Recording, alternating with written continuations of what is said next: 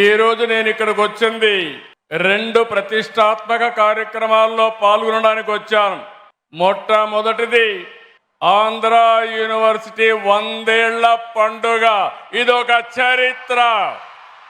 ఇదే రేపు విశాఖపట్నంలో ప్రపంచంలో నెంబర్ 1 టెక్నాలజీ దిగ్గజం గూగుల్ డేటా సెంటర్, అతి పెద్ద ఇన్వెస్ట్మెంట్, ఆర్థిక సంస్కరణలు వచ్చిన తర్వాత 15 బిలియన్ US ఈ విశాఖపట్నంలో పెడుతున్నారంటే అది విశాఖపట్నం యొక్క మహిమ.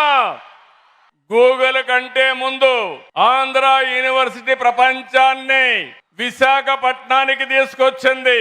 58 దేశాల విద్యార్థులు ఈ యూనివర్సిటీ చదువుతున్నారంటే రాష్ట్రానికే గర్వకారణం, దేశానికే గర్వకారణం.